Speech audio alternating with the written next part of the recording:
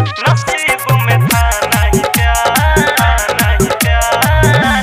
आप सुन रहे हैं ओम प्रकाश आदर्श को। नसीब में था नहीं प्यार।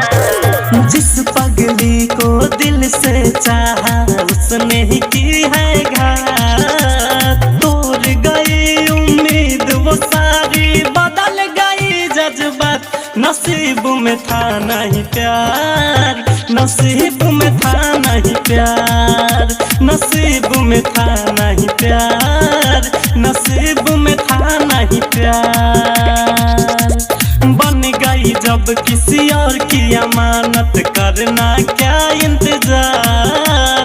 बन गई जब किसी और की अमानत, करना क्या इंतजार। नसीब में था नहीं प्यार, नसीब में था नहीं प्यार, नसीब में था नहीं प्यार, नसीब में था नहीं प्यार। नसीब में था नहीं प्यार, नहीं प्यार, नहीं प्यार। बन गई जब किसी और की अमानत, बन गई जब किसी और की अमानत।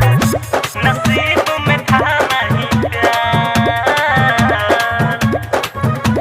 सोचा न था कभी पहले कि वो हमसे दूर जाएगी।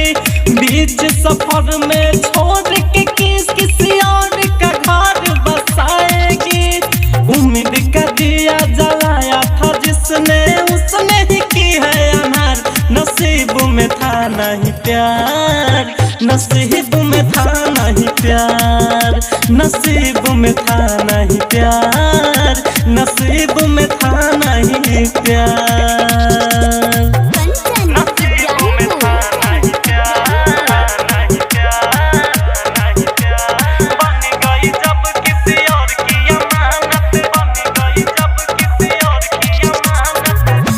नसीब में था नहीं प्यार। ओम प्रकाश किया था जिस पे बहुत ज्यादा विश्वास। आज उसी ने रुलाया जो था हरदम दिल के पास। राम जी विवेक याजित समझाया था पहले मुझे कई बार।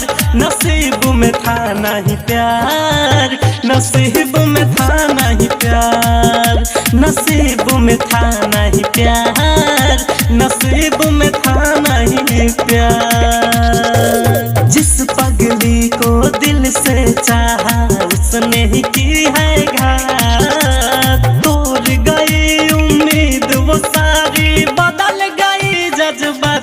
नसीब में था नहीं प्यार, नसीब में था नहीं प्यार, नसीब में था नहीं प्यार, नसीब में था नहीं प्यार।